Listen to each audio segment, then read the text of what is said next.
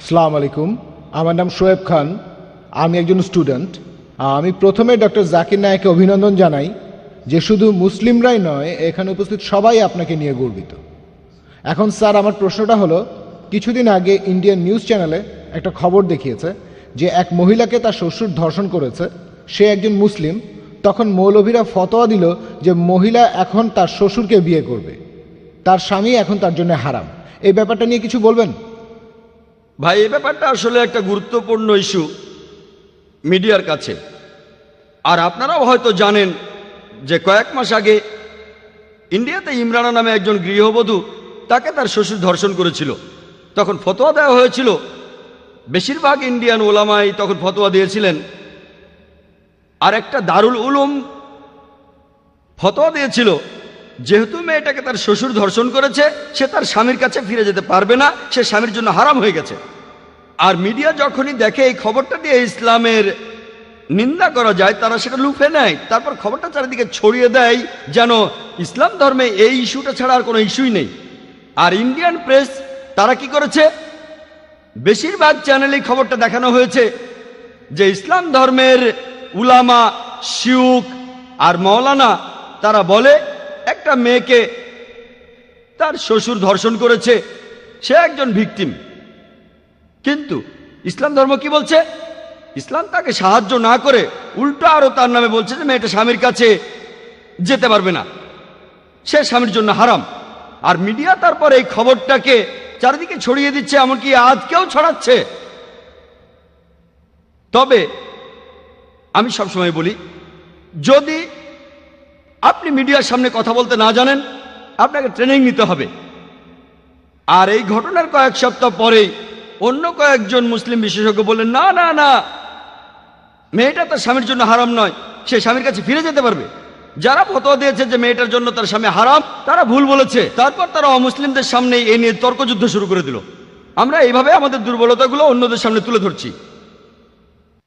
মজার ব্যাপারটা হচ্ছে, বিশেষজ্ঞদের এই দুটো দলই তাদের ফতোয়া দেওয়ার জন্য পবিত্র কোরআনের একই আয়াতের উদ্ধৃতি দিয়েছে। যারা ফতোয়া দিয়েছে যে মেয়েটা হারাম তার স্বামীর জন্য, তারা সূরা নিসার একটি আয়াতের উদ্ধৃতি দিয়েছে।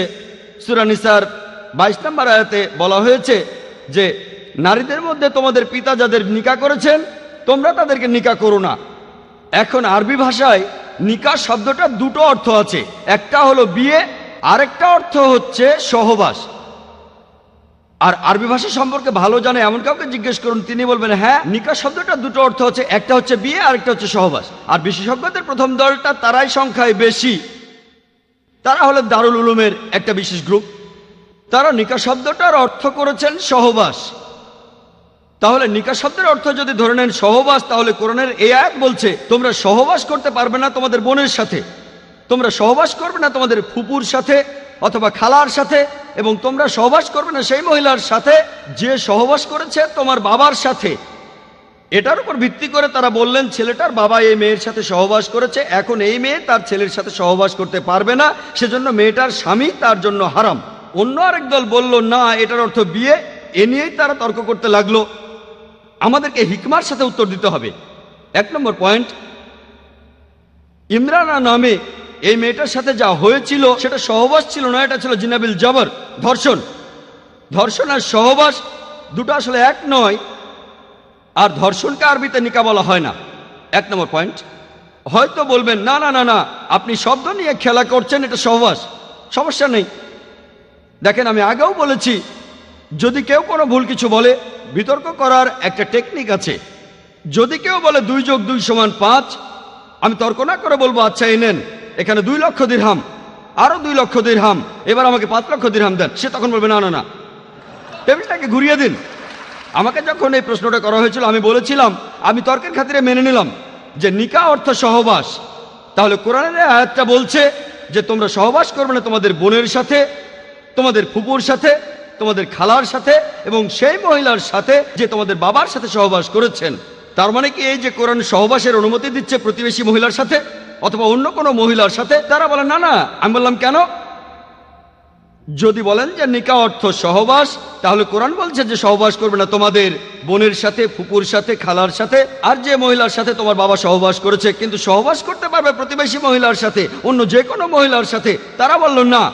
তাহলে সঠিক অর্থটা হচ্ছে নিকাহ মানে বিয়ে, অর্থাৎ তোমরা বিয়ে করবে না তোমাদের বোনকে, তোমরা বিয়ে করবে না তোমাদের ফুফুকে, তোমাদের খালাকে, এবং বিয়ে করবে না সেই মহিলাকে যে বিয়ে করেছে তোমাদের বাবাকে। তবে আপনি প্রতিবেশী মহিলাকে বিয়ে করতে পারেন, অন্য যে কোনো মহিলাকে বিয়ে করতে পারেন।